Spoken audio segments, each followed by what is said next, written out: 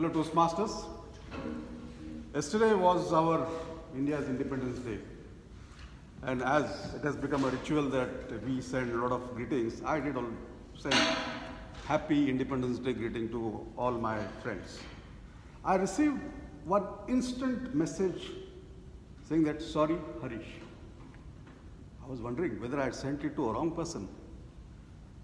Then after a while, I got again a rebuttal of that message saying that, sorry, I am married, I am not independent.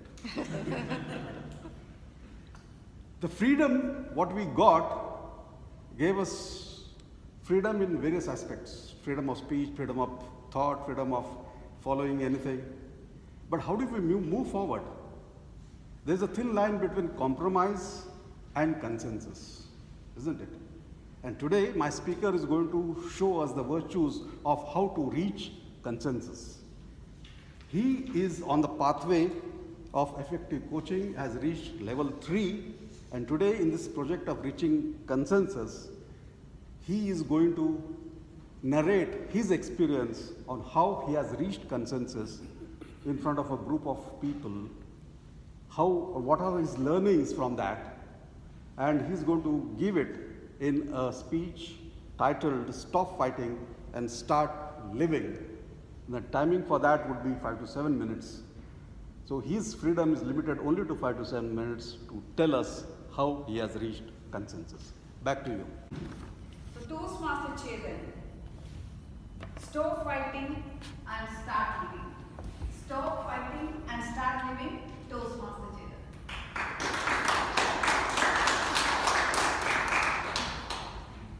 How many of you remember last time when you arranged any group dinner? Well, I do. I really remember my last adventure. Well, I don't know whether it was an adventure or misadventure. So let me tell you what happened on that day. It was a few months back when a group of my relatives from India came to Dubai as a tourist. And on weekend, I called them at my place for a dinner. It was a lovely evening, so I thought instead of eating at home, let's go out and eat in some restaurant. And everybody liked that idea, and immediately suggestions started flowing. Somebody wanted to go to Japanese restaurant, somebody wanted to eat in Chinese restaurant, somebody wanted to try authentic Emirati food. And in next 10 minutes, I was bombarded with more than 20 suggestions, but no consensus on one restaurant. And the situation became really bad after another 10 minutes because the ego of one of my uncle started flying very high, and he wanted to push his decision on the entire group. And to defend themselves, the rest of my relatives started forming small involuntary groups based on their culinary preferences.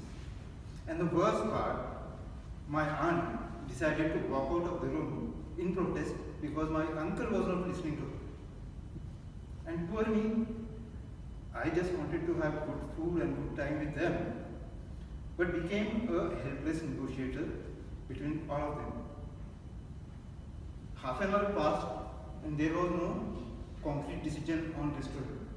So finally I declared that if we don't move out in next 10 minutes, we are not going to get place in any of the restaurants in Dubai.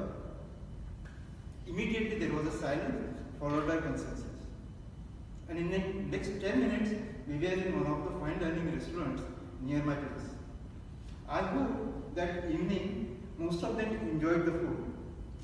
Well, they had a good time, that much I know.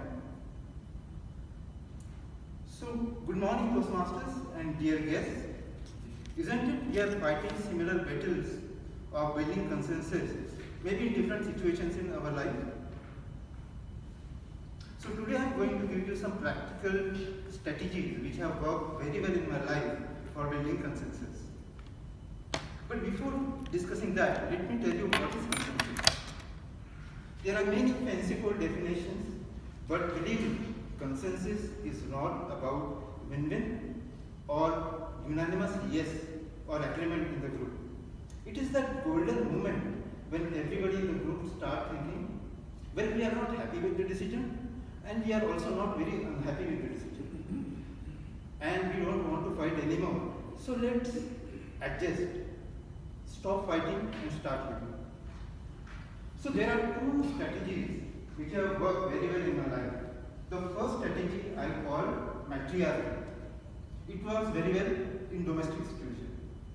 It simply means whenever there is a conflict at home, let the mom in the house make the final decision.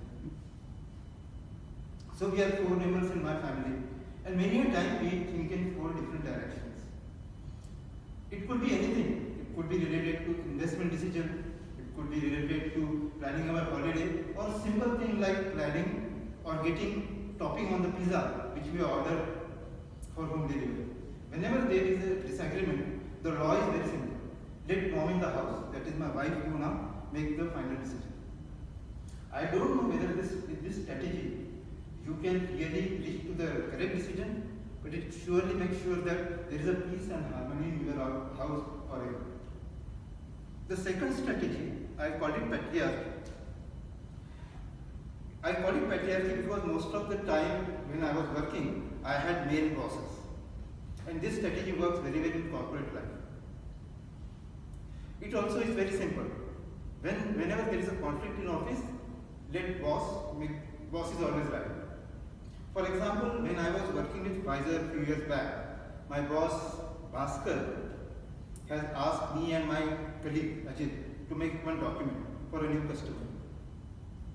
Both of us worked together, made that document, but we disagreed on what should be the name of that document.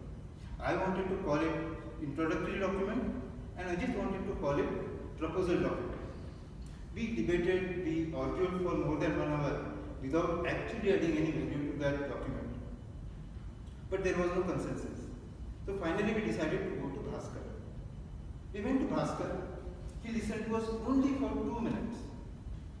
And then he nodded negatively. And then he pondered for 1 minute and said, "No boys, this document should be called introductory proposal. Doesn't it sound very professional?" Again, me and Ajit looked at each other, didn't even ponder for 1 second and nodded yes. Same document, same word, but with boss's blessing, we reached consensus in 2 minutes. So whether patriarchy helps you to become a better worker at office, I don't know, but it surely helps you to get good rating and probably bigger raise during performance appraisal. So dear guests and Toastmasters, you may believe in Ralph Emerson, who said journey is always more enjoyable than destination, but while reaching consensus, journey is always frustrating. So next time when you are sitting on that hot seat, or you are forced to sit on that hot seat where you have to make the consensus, make sure that the matriarch or patriarch in the room has complete buy-in for your decision. This will make sure you can extricate team from the problems and reach them consensus without them plotting any revenge on you. Thank you. Toastmaster DTM Harish Bilki for the speech of Toastmaster Chetan. When I asked DTM Bilki about freedom, DTM Harish Bilki told, freedom is a mindset, not just a milestone. DTM Harish Bilki, a champion speaker and epitome of persistence and resilience. DTM Harish Bilki.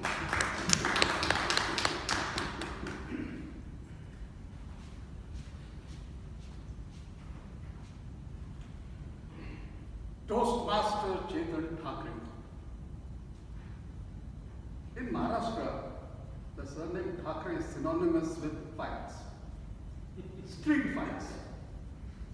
And I was just intrigued what this Thakre is going to talk about fights, stopping fights, and start living. So I will give you full marks for that intriguing title, Good Book You Gave Us. Second, I loved your style of storytelling. You are very conversational. The way you created that ambience, that entire hologram of hungry relatives, I mean, giving you options for the restaurant, the cuisines, I was feeling hungry sitting there. Very well done, very vivid description. The way you told us about your office environment, you, your colleague and your boss. Fantastic. I also loved the gift of gab you have. You don't use superfluous words, bombastic words. You had a very short sentences, lucid, and very conversational, which could reach someone like me sitting there. Very good, job done. I also loved the subtle humor you used in your speech.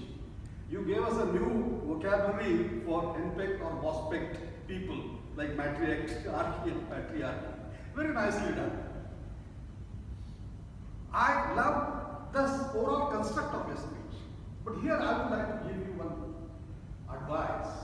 When you start your speech, don't come up with a question to the audience where either you don't get answer or you get answer otherwise which you are expecting.